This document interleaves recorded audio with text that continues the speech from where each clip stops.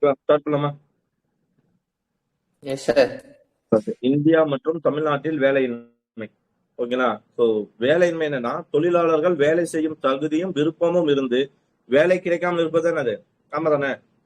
இப்போ வேலை செய்யறதுக்கு தகுதியும் விருப்பமும் இருந்து வேலை கிடைக்காமல் இருப்பது பேர் என்னதான் வேலையின்மை. ஜே.எம். கீன்ஸ். யாரு ஜே.எம். கீன்ஸ்? நவீன பொருளாதாரத்தின் தந்தை சார். நவீன பொருளாதாரத்தின் தந்தை என்று அழைக்கப்படும் ஜே.எம். கீன்ஸ். அவரோட கூற்றுப்படி ஒரு பொருளாதாரத்தில் உள்ள மக்களும் வேலை வாய்ப்பை எதிர்நோக்கி இருக்கும் நிலையில் தங்கள் தகுதிக்கேற்ற வேலை கிடைக்காத சூழ்நிலையை, அப்போ எந்த ஒரு பொருளாதாரத்தில் உள்ள மக்களும் ஓகேங்களா வேலை வாய்ப்பை எதிர்நோக்கி கொண்டு இருக்கும் நிலையில் தங்கள் தகுதிக்கேற்ற வேலை கிடைக்காத சூழ்நிலையே என்னது? வேலையின்மை எனப்படும். இப்ப நம்மளே என்ன பண்றோம்? டிஎன்பிஎஸ்சிக்கு 3000 வேகன்சிக்கு நம்ம எவ்வளவு போட்டிடுறோம்? 21 லட்சம் பேர் போட்டிடுறோமா? ஆமா இல்ல? அப்போ அதெல்லாம் வேலையின்மை தான். இந்திய பொருளாதார கண்காணிக்கும் அமைப்பு, இந்திய பொருளாதாரத்தை கண்காணிக்கும் அமைப்பு சிஎம்ஐன்னு சொல்லுவாங்க. ஓகேங்களா? சிஎம்ஐ அறிக்கைப்படி செப்டம்பர் 2024 வேலையின்மை விகிதம் எவ்வளோ? இந்தியாவில் 7.8%. செப்டம்பர் 2024 ஓகேங்களா இந்தியாவோட வேலையின்மை எவ்வளோ? 7.8%. சரி, வேலை செய்யக்கூடிய அனைத்து தகுதியும் உடைய, வேலை செய்ய விருப்பமும் உடைய ஒரு நபரால் தனது வாழ்விற்கு தேவையான வருமானத்தை ஈட்டக்கூடிய ஒரு வேலையை தேடிக்கொள்ள இயலாத நிலையே வேலையின்மை. அதேதான் இங்க எதுவும் சொல்ல. சரி, வேலையின்மை என்ன சொல்றாங்கன்னா, வேலையின்மை எதுக்காக பிரச்சனை, என்னென்ன பிரச்சனை கொண்டு வரும் பாருங்க. வேலையின்மை நான் சொன்னாலே வறுமை. வேலையின்மைனால என்ன வரலாம்? வறுமை. வறுமைனால அவங்களால எழுத்தறிவின்மை படிக்காம போகும். எழுத்தறிவின்மை இல்லாதனால என்ன பண்ணுவாங்க? அவங்களுக்கு நாலேஜ் இருக்காது. மக்கள் தொகை பெருக்கும். மக்கள் தொகை பெருந்துச்சுன்னா மீண்டும் என்ன ஆகும்? அப்போ பாருங்க, வேலையின்மை என்பது ஒரு பிரச்சனை அல்ல, ஆனால் அது கொண்டு வரும் பிரச்சனைகள் பல. வேலையின்மைன்றது ஒரு பிரச்சனை கிடையாது. ஆனா வேலையின்மையால நமக்கு என்ன பண்ணும்? நிறைய பிரச்சனைகள் வரும். வறுமை, எழுத்தறிவின்மை, மக்கள் தொகை பெருக்கம், அதெல்லாம் வருன்றாங்க. ஓகேவா? சரி, இந்தியாவில் குற்ற செயல்களின் வீதம் அதிகரித்து வருவதற்கும் வேலையின்மை ஒரு காரணம் சொல்லலாமா? ஏன்னா வேலை இல்ல, காசு இல்ல. இப்ப வேலை இல்லைன்னா அவனுக்கு காசு வேணும். காசு வேணும்னாலும் கொள்ளை அடிக்கிறான். ஆமா இல்ல? கொள்ளை அடிக்கிறான், கொலை பண்றான், திருடுறான். சரி, ஆர்டிகல் 41 முக்கியமான ஆர்டிகலா? எல்லாருக்கும் தெரியும் தானே? வேலை செய்யும் உரிமை படிச்சிருக்கோம்ல? ஆர்டிகல் 41 என்ன? வாழும் உரிமை உள்ள ஒரு மனிதனுக்கு வேலை செய்யும் உரிமையும் உண்டு. வாழும் உரிமை உள்ள ஒரு மனிதனுக்கு வேலை செய்யும் உரிமையும் உண்டு. ஏனெனில் நன்றாக உருவாக்கப்பட்ட ஒரு சமுதாயத்தில் ஒரு மனிதன் உழைப்புக்கேற்ற வகையில் கிடைக்கும் வருமானத்தை கொண்டே வாழ்கிறான். எனவே வேலை இல்லாமல் அவதியுறு மக்களுக்கு என்ன கொடுக்கணும்? வேலை வாய்ப்பு அளிக்க வேண்டியது அரசின் கடமையாகும். சோ இதுல வேற என்ன பார்ப்போம்? வேலை வாய்ப்பு கிடைக்காதவங்களுக்கு என்ன பண்ணும்? கவர்மெண்ட் என்ன பண்ணும்? ஊக்கத்தொகை கொடுங்க சார். ஆர்டிகல் 41 படிதானே அது? ஆர்டிகல் 41 வேலை வாய்ப்பு பெற்றவங்களுக்கும் முதியோர்களுக்கும் என்ன கொடுக்கும்? முதியோர் சட்டம் 41 பேஸ் பண்ணி தான் வரும். சரிங்களா? சரி, ஏன்னா முதியோரால வேலைக்கு போக முடியுமா? முடியாது. அப்ப அவங்களுக்கு என்ன பண்ணும்? ஊக்கத்தொகை கொடுக்கணும். உதவித்தொகை, ஊக்கத்தொகை இல்ல, உதவித்தொகை. சரிங்களா? வேலை வாய்ப்பு இல்லாதவங்களுக்கும் உதவித்தொகை கொடுக்கணும் அப்படின்னு சொல்லும். ஆர்டிகல் 41 ஞாபகம் வச்சுங்க. வாழும் உரிமையில் உள்ள ஒரு மனிதனுக்கும் வேலை செய்யும் உரிமையை பத்தி சொல்ற ஆர்டிகல் என்ன? ஆர்டிகல் 41. வேலையின்மை வீதம் ஒரு குறிப்பிட்ட ஒரு நாட்டில் வேலையின்மை அளவிட வேலையின்மை வீதம் எனப்படும். அதாவது ஒரு குறிப்பிட்ட நாட்டுல வேலையின்மையின் அளவீடு. இப்ப நம்ம எப்படி வறுமை கோடு என்ன பார்த்தோம்? வறுமையை மெஷர் பண்ற ஒரு லைன் தான் வறுமை கோடுன்னு பார்த்தோமா? அது மாதிரி வேலையின்மை அளவீடு, அதை அளவிடக்கூடிய ஒரு வகை தான் என்னன்னா வேலையின்மை வீதம். வேலை இல்லாத தொழிலாளர்களின் எண்ணிக்கை மொத்த தொழிலாளர்களின் எண்ணிக்கை × 100. நம்ம அப்படித்தானே பார்ப்போம். சதவீதம் என்ன? சதவீதம் இப்ப 100க்கு நீ எவ்வளவு மதிப்பெண் எடுத்த? நான் 10 மதிப்பெண் எடுத்தேன். அப்ப அது எவ்வளவு சதவீதம்? 10%. அதை 100 மார்க் வந்துருக்குது, அவ்வளவுதான். சோ அப்ப அதான் சொல்றாங்க, வேலை இல்லாத மொத்த தொழிலாளர் எண்ணிக்கை கீழே, அதுல வேலை இல்லாத தொழிலாளர் எண்ணிக்கை மேல, அது ரெண்டும் போட்டு இந்த 100 பெருங்கன்னா அந்த சதவீதம் கிடைச்சிட போகுது. சரிங்களா? Okay, next. இதெல்லாம் நமக்கு தேவையில்லை. கோவிட்-19 பல்வேறு நிறைய பேர் வேலை இல்லாம போயிட்டாங்க. அதுக்காக கொண்டு வர திட்டம் தான் என்னது? ஆத்ம நிர்பார் பாரத் ரோஸ்கர் யோஜனா. நோட் பண்ணுங்க. கோவிட்-19 வேலை இல்லாம போயிடுச்சா நிறைய பேருக்கு? ஏன்னா கடை போடுறவங்க எல்லாமே இதாச்சு இல்ல, அவங்க வேலையெல்லாம் விட வேண்டியதாச்சு இல்ல. சோ அப்ப அப்படியாப்பட்டவங்களுக்கு என்ன கொண்டு வரும்? ஆத்ம நிர்பார் பாரத் ரோஸ்கர்னால என்ன சொன்ன? ரோஜ்கர், வேலை வாய்ப்புன்னு இருக்கும். ஸோ ஆத்ம நிர்பர் பாரத் ரோஜ்கர் யோஜனா கொண்டு வந்துருக்காங்க கோவிட்-19 காரணமாக. சரிங்களா? ஓகே,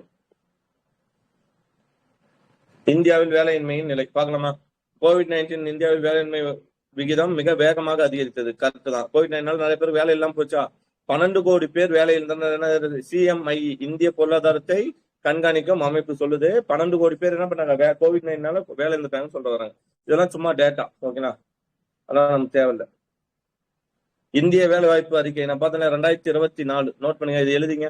இந்திய வேலை வாய்ப்பு அறிக்கை மனித மேம்பாட்டு நிறுவனம், அதாவது என்னது மனித மேம்பாட்டுனா மனித மேம்பாட்டு நிறுவனம், ஓகேங்களா. IHD மற்றும் ILO இணைந்து, ILOனா அது சர்வதேச லேபர் ஆர்கனைசேஷன், ஓகேங்களா. இன்டர்நேஷனல் லேபர் ஆர்கனைசேஷன், சர்வதேச தொழிலாளர் அமைப்புன்னு சொல்லுவாங்க, சரிங்களா. இது ரெண்டும் இணைந்து 2024 மார்ச் மாதம் அறிக்கை வெளியிட்டிருக்கு. இந்தியாவில் வேலையின்மையால் பாதிக்கப்பட்டவர்களில் 83% வேலையின்மைனாலே அது யாருக்கு தான்? இளைஞர்களுக்கு தானே. Yes, sir. ஓகே, நெக்ஸ்ட் இந்த டேட்டா நமக்கு தேவையில்ல. பீகார், உத்தரப்பிரதேசம், ஓகேவா. அங்க தானே இங்க தமிழ்நாட்டுல நிறைய பேர் வராங்க. பீகார், உத்தரப்பிரதேசம், ஒடிசா, மத்திய பிரதேசம், ஜார்க்கண்ட் மற்றும் சத்தீஸ்கர் போன்ற மாநிலங்களில் வேலையின்மையால் பாதிக்கப்பட்டு தொடர்ந்து மோசமான நிலையில் உள்ளது, ஓகேவா. சரி, வேலையின்மை எங்க அதிகமா இருக்குன்னா கிராமங்களை விட நகர்ப்புறங்களில் வேலையின்மை தொடர்ந்து அதிகரித்து காணப்படுகிறது. அது பேர் என்ன சொல்றாங்க? மறைமுக வேலையின்மை, ஓகேங்களா. கிராமங்களை விட நகர்ப்புறங்கள்ல வேலையின்மை தொடர்ந்து அதிகரித்து காணப்படுது. மறைமுக வேலையின்மைன்னா யாராவது சொல்ல முடியுமா? அந்த வேலை வாய்ப்புல அந்த ப்ரொடக்ஷன் வந்து கரெக்டா போயிட்டே இருக்கு சார். அந்த உற்பத்தி திறன் அங்க என்ன வரும்? 0 சொல்லுமா. இப்போ 4 பேர் ஒரு வேலை செய்யக்கூடிய இடத்துல 4 பேர் ஒரு வேலை செஞ்சிடலாம். 4 பேர் செய்யக்கூடிய இடத்துல எத்தனை பேர் செய்யறான் அந்த வேலையை? 10 பேர் அந்த வேலையை செய்யறான். அப்ப மீதி இருக்கிற 6 பேர் சும்மா தானே இருக்கிறான். நான் சொல்றது புரியுதுங்களா? நான் இப்போ ஒரு ஆளுக்கு அவனோட வேலைக்கு பார்த்தா 60,000 சம்பளம் கொடுக்கணும், ஓகேவா. 4 60,000 எவ்வளவு? 2,40,000 வருமா? ஓகே. ஆனா அப்ப சம்பளத்தை மிச்சம் பண்ணணும்னு என்ன பண்றாங்கன்னா, அதே மாதிரி அந்த இடத்துக்கு நிறைய பேர் போட்டி போடுறாங்கனால என்ன பண்றாங்கன்னா 10 பேருக்கு எவ்வளவு கொடுக்குறான்? 10,000 இல்ல 15,000 கொடுக்குறான். 10 பேரை வச்சு 15,000 கொடுத்தா எவ்வளவு வரும்? 1,05,000 1,50,000 வருமா? 15,000 சொல்லிட்டு 10 பேர் 1,50,000 வருமா? அப்ப எப்படி இருந்தாலும் என்னது அந்த கம்பெனிக்காரனுக்கு லாபம், ஓகேங்களா. அதிக பேர் வேலை எத்தனா சம்பளம் குறைச்சிடலாமா அவனுக்கு? அவனை சம்பளம் குறைச்சு, ஏன்னா 10 பேருக்கு நீங்க இது பண்ணிப்பா, வேலை கம்மி தானே உங்களுக்கு அப்படின்னு சொல்லிடுவான். சோ அப்போ 4 பேர் செய்யக்கூடிய வேலையை 10 பேர் செய்யறனா, அப்ப இங்க இறுதி உற்பத்தி திறன் என்ன? அந்த 10வது ஆளோட உற்பத்தி திறன் என்னவா இருக்கும்? கண்டிப்பா 0, ஓகேங்களா. அது பேர் தான் மறைமுக வேலையின்மை, சரியா? ஓகே, சரி. கிராமங்களை விட நகர்ப்புற வேலையின்மை தொடர்ந்து அதிகரித்து, அதுதான் சொல்றாங்க மறைமுக வேலையின்மை. குறிப்பிட்ட காலத்தில் வேலையாட்களின் முழு வேலை நேரத்தையும் பயன்படுத்த முடியாத குறை வேலை உடைமை அதிகரித்துள்ளது. அதானே குறை வேலை உடைமை என்ன? ஒரு ஆளுக்கு வந்து வெறும் 2 மணி நேரம் செஞ்சுட்டு அவ்வளவுதான் உனக்கு வேலை இல்ல, போதும் வேலை முடிச்சு அப்படின்னு சொல்லி அனுப்புறாங்களே, அதான் குறை வேலை விடுமே சொல்றாங்க.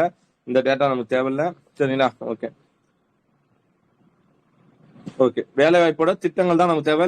நமக்கு என்னென்ன தேவைன்னா வேலை வாய்ப்பு பத்தி என்ன தேவை, வேலை வாய்ப்போட வகைகள் என்ன, ஓகே. நான் சொல்றது புரியுதுங்களா? வேலை வாய்ப்போட வகைகள் என்ன, 2வது என்ன பார்க்கணும், வேலை வாய்ப்புக்கான திட்டங்கள் என்ன, சரியா? பார்க்கலாமா?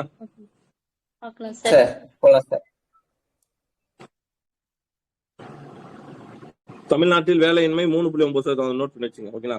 தமிழ்நாட்டில் வேலையின்மை 2017-18 கணக்கு, 2023-24 அறிக்கையில வெளியிட்டிருக்காங்க. 2023-24 அதுல என்ன சொல்றாங்கன்னா, தமிழ்நாட்டில் வேலையின்மை விகிதம் மேலும் 3.9%. ஆமா, செப்டம்பர் 2024 இந்தியாவோட வேலையின்மை எவ்வளவுன்னு பார்த்தோம், எழுதுனீங்களா? 7.8%. 7.8 சார். சொல்லணுமே. 7.8. ஆமா சார், 7.8. சொன்னா 7.8, ஓகேவா. மறக்கூடாது, எழுதி வச்சுங்க. ஏன்னா திருப்பி படிக்கவும் இல்லை, ஒரு வாட்டி எழுதினா முடிஞ்சு போச்சு. அதுவே வந்து 2023-24 அறிக்கையின்படி தமிழ்நாட்டுல எவ்வளவு வேலையின்மை? 3.9%. ஆமா, 78/2 போட்டா எவ்வளவு வரும்? 79. இந்தியா 78னா /2 போட்டா 3.9. வேலையின்மை காரணம் என்ன சொல்லலாம்? நம்ம நிறைய சொல்லலாம்.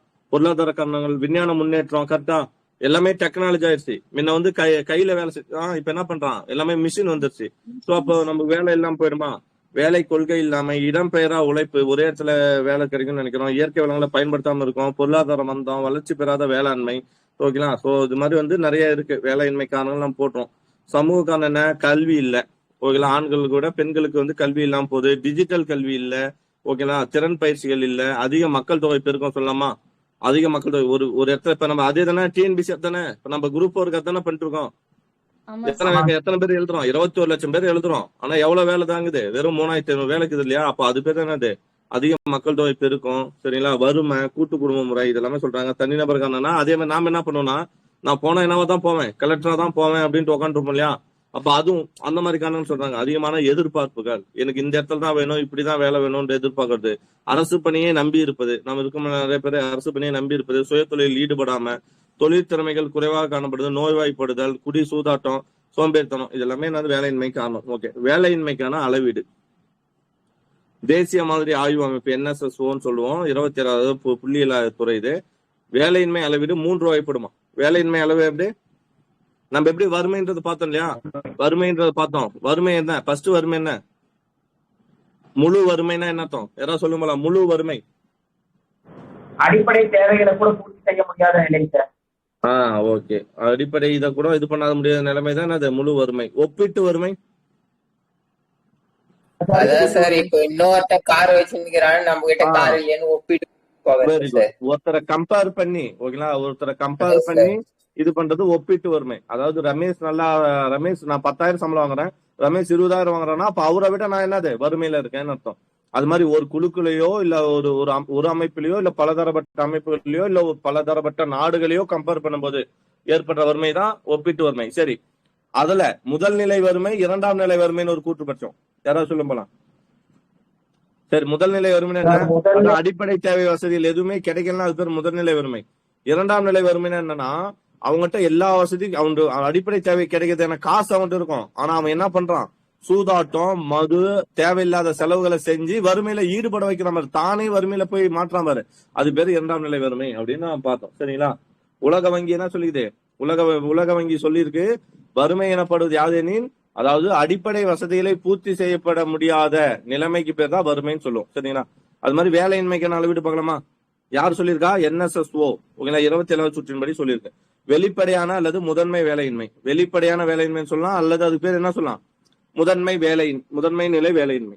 ஒரு நபர் ஒரு ஆண்டில் பாதி நாட்களுக்கு மேல் வேலை இல்லாமல் இருக்கும் நிலை குறித்து. அப்போ ஒரு நபர் ஒரு ஆண்டுல பாதி நாட்களுக்கு மேல வேலை இல்லாம இருக்காங்க, அப்ப அப்படியாப்பட்ட வேலையின்மை என்னன்னு சொல்லலாம், வெளிப்படையான அல்லது முதன்மை நிலை வேலையின்மை. ஆமா, ஷார்ட்டா எழுதிங்க. அடுத்தது அது எழுதிங்க, ஷார்ட்டா எழுதிங்க. நெக்ஸ்ட், வாராந்திர நிலை வேலையின்மை. என்னது, வாராந்திர நிலை வேலையின்மை. இது கடந்த 7 நாட்களை கொண்ட ஒரு காலகட்டத்தினை கொண்டு நிர்ணயிக்கப்படுகின்றது. ஒரு நபர் வாரத்தில் 1 மணி நேரம் கூட வேலை இல்லாமல் இருக்கும் நிலை. அதாவது வாராந்திர நிலை வேலைன்னா ஒரு வாரத்துக்கு 7 நாளா, இந்த 7 நாள்ல ஒரு நாள் கூட 1 மணி நேரம் கூட வேலை இல்லாம இருந்துச்சுன்னா அது பேர் என்ன அர்த்தம், வாராந்திர நிலை வேலையின்மை. அதாவது இயர்ஸோட கம்பேர் பண்ணாம வாரத்தை மட்டும் கம்பேர் பண்றது. போன வாரத்தை வேலை இருந்துச்சு, இந்த வாரத்துல எனக்கு வேலையே இல்லை, 1 மணி நேரம் கூட வேலைன்னா அது பேர் என்ன அர்த்தம், வாராந்திர நிலை வேலையின்மை. அடுத்து தினமும் வேலையின்மை நிலை. தினமும் வேலையின்மை நிலை அர்த்தம், இதில் முந்தைய 7 நாட்களில் ஒவ்வொரு நாளும் நபர் ஒருவரின் செயல்திறன் பதிவு செய்யப்படுகிறது. ஒரு நபர் ஒரு நாள் அல்லது சில நாட்கள் வேலை இல்லாமல், ஒரு நபர் ஒரு நாளோ சில நாட்களோ வேலை இல்லாம இருக்கிறது பேர் என்ன சொல்றாங்க, தினமும் வேலையின்மை நிலை. ஓகே, அப்ப வேலையின்மை எப்படி டிஃபைன் பண்றாங்க, 3ஆ பிரிக்கிறாங்க. ஒண்ணு என்ன பார்த்தோம், முழு வேலையின்மை அல்லது முதல் நிலை வேலையின்மை, வெளிப்படை வேலையின்மை, வெளிப்படையான வேலையின்மை அல்லது முதன்மை நிலை வேலையின்மை. அதாவது வருஷத்துல பாதி நாட்கள் கூட என்ன வேலை இல்லாம இருந்துச்சுன்னா முதன்மை வேலைநிலைன்னு சொல்றோம், இல்ல வெளிப்படைன்னு சொல்றோம். வாரத்தை கம்பேர் பண்ணா அது பேர் என்ன, வாராந்திர வேலையின்மை. டே ஓகேங்களா, அதாவது இப்படி வரும், வாராந்திர வேலையின்மைனா வாரத்துல ஒரு நாள் கூட வேலை இல்லாம இருந்துச்சுன்னா அது பேர் வாராந்திர வேலையின்மை. ஓகேங்களா, தினம் வேலையின்மை அப்படின்னா ஒரு நாள்ல 1 மணி நேரம் கூட வேலை இல்லைன்னா அது பேர் இதுதான் தின வேலையின்மை. சரிங்களா, போலாமா? போலாம் சார். ஓகே, நம்ம தேவை மட்டும் எடுக்கலாம். வேலையின்மையின் வகைகள். 1, கற்றோர் வேலையின்மை. என்னது, கற்றோர் வேலையின்மை. கற்றோர் நம்மளே சொல்லலாம், இப்ப நம்ம தானே கற்றோர். நம்ம என்ன பண்ணுவோம், நம்ம இப்ப டிகிரி முடிச்சிருப்போம், இல்ல இதை முடிச்சிருப்போம், நான் TNPSC படிக்கிறேன், நான் என்ன பண்ணுவேன், நான் படிச்ச படிப்புக்கு தான் வேலைக்கு போவோம்னு சொல்லுவோமா, ஆமால, அப்ப அது பேர் தானே. ஆனா நம்ம அதுக்காக ட்ரை பண்ணிட்டு இருப்போம், அந்த இதுல 10 தான் இருக்கும் வேக்கண்ட், ஆனா எத்தனை பேர் ட்ரை பண்ணுவோம், 1000 பேர் ட்ரை பண்றோம் ஒரு வேக்கண்ட்டுக்கு அப்படின்னா அது பேர் என்ன சொல்றாங்க, கற்றறிந்த ஒரு வேலையின்மை. நன்கு கற்றறிந்த பயிற்சியுடைய திறன்மிக்க நபர்களுக்கு தகுந்த வேலை கிடைக்காமல் இருப்பது பேர் என்னது, படித்தோர் வேலையின்மை. சரிங்களா, படித்தோர் வேலையின்மை என்னது, நீ நல்லா படிச்சுட்ட, ஆனா உனக்கு என்ன, இப்ப நம்மளாம் என்ன டைப்ல இருக்கோம், இப்ப கற்றறிந்தோர் வேலையின்மை. ஓகேங்களா, TNPSC படிக்கிற எல்லாருக்கும் என்னது, இதுதான் வேலையின்மை. காரணம் என்ன, சுய தொழில் ஈடுபடுமா, இல்ல, அதிகமான எதிர்பார்ப்பா, கரெக்ட் தானே, போனா கவர்மெண்ட் வேலைக்கு போவோம் தானே எதிர்பார்க்கிறோம். தொழில் முனைவோர் திட்டம் கொடுத்து விழிப்புணர்வு நம்மகிட்ட இருக்கா, இல்ல. போதை பழக்கங்கள், முயற்சியின்மை, அரசு பணியை நம்பி இதெல்லாம் போட்டலாம் நம்ம. சரிங்களா, நெக்ஸ்ட் வாங்க. விளைவு என்னது, படிச்ச இளைஞருக்கு இன்னைக்கு என்ன பண்றான், அவன் தானே அதிக சமூக செயல் ஈடுபடுறான். வேலை தேடி தேடி பாக்குறான், கிடைக்கல. கொலை வழிப்பறி பண்றானா, தற்கொலை அதிகரிக்குதா, கீழான வேலை அதிகரிக்குது. கீழான வேலை என்னது, படிச்சவன நீங்க எங்க போயிட்டான், சொமோட்டோ ஓட்டானா, ரேபிட்டோ ஓட்டானா, அதெல்லாம் பாக்குறான். அவன் இன்ஜினியரிங் முடிச்சிருப்பான், என்ன பண்றான், சொமோட்டோ ஓட்டுறான், ரேபிட்டோ பண்றான், ஓகேங்களா, பெயிண்ட் அடிக்க போறான், பண்றானமா இல்லையா? தீவிரவாத இயக்கங்களில் படித்தவர்கள் இணைகின்றனர். மன ரீதியான பாதிப்பு சமுதாயத்தில் ஒதுக்கப்படுறாங்க. ஓகே, இதெல்லாம் நம்ம பார்த்தலாம். தீர்வுகள் என்ன, கவர்மெண்ட் வந்து சுய தொழில ஈடுபட வைக்கணும், பயிற்சி கொடுக்கணும், அவ்வளவுதான். தொழில்நுட்ப வேலையின்மை பேர்லயே இருக்கா, என்ன சொல்லலாம், கம்பெனில வந்து டெக்னாலஜி வளரத்தால வேலை இல்லாம போகுது சார். டெக்னாலஜிக்கல் அன்எம்ப்ளாய்மெண்ட், தொழில்நுட்ப வளர்ச்சியினால் மனித சக்தி குறைந்து வேலை இல்லாமல் இருப்பது தொழில் வேலையின்மை. அப்போ தொழில்நுட்ப வளர்ச்சினால மனித சக்தி குறைஞ்சி, ஓகேங்களா. ஒரு முன்னெல்லாம் நம்ம பார்ப்போம், முன்னெல்லாம் நீங்க என்ன இது பார்த்தனாலே பெயிண்ட் அடிக்க கூட வந்து இப்ப என்னன்னா மிஷின் வந்துருச்சு, பெயிண்ட் அடிக்கிறது கூட மிஷின் வந்துருச்சு, எல்லாத்துக்குமே நீங்க மிஷின் வந்துருச்சு. ஸோ அப்போ வேலையே என்னது ரொம்ப கம்மியாயிடுச்சு, ஓகேங்களா. ஸோ அதனாலதான் தொழில்நுட்ப வளர்ச்சினால மனித சக்தி வந்து குறைஞ்சிருச்சு. ஸோ அந்த வேலையின்மை பேர் வந்து தொழில்நுட்ப வேலையின்மை. போயிடலாமா, அது தீர்வு என்ன, தொழில்நுட்ப இயந்திரம் தொழில்நுட்பம் கூடிய கருவிகளின் வருகையும் வேலையின்மைக்கு காரணமாகும். ஸோ அப்ப நம்ம என்ன பண்ணோம், அதை மாற்றி நம்மளுக்கு வந்து என்ன பண்ணோம்னா, தொழிலாளர்களுக்கு வந்து தொழில்நுட்ப உதவி கொடுத்து அதை எப்படி ஆப்ரேட் பண்ணணும்னு சொல்லி கொடுத்து அவங்களுக்கு பயிற்சி வழங்கி அவங்களுக்கு வேலை வாய்ப்பை கொடுக்கணும். சரிங்களா, பருவ வேலையின்மை ரொம்ப ரொம்ப ஏஐனால நிறைய பேர் வேலை ஏஐ, அதான் வெரி குட். ஏஐ வந்து சில இன்னைக்கு வந்து ஸ்டாஃப் டீச்சர்ஸ் தேவையா, கிடையாது, டீச்சர்ஸ் தேவையில்ல. இன்னைக்கு வந்து எந்த இதுக்குமே வந்து எதுவுமே தேவையில்லை, எல்லாமே ஏஐ பாத்துக்குது, ஓகேவா. சோ அப்போ ஏஐ எல்லாம் வந்ததுனாலதான் என்னது வேலையின்மை மனித சக்தி குறைபாடு வந்து அதிகமாச்சு, மனித சக்தியே தேவையில்ல அப்படின்ற நிலைமைக்கு போயிட்டாங்க. சரிங்களா, ஓகே, வெரி குட். ஏஐ வந்து கூட அதனால நிறைய பீப்புள் வந்து வேலை இழக்கிறாங்க சார். புரியல, ஐடி பீப்புள்ஸ் கூட ஏஐனால நிறைய பேர் வேலை இல்லாம கரெக்ட். ஐடினால கூட, ஐடில அதான் முக்கியமா, அங்கதான் ஐடில எல்லாம் நிறைய இதாயிடுச்சு. முன்னெல்லாம் மேன் பவர் அதிகமா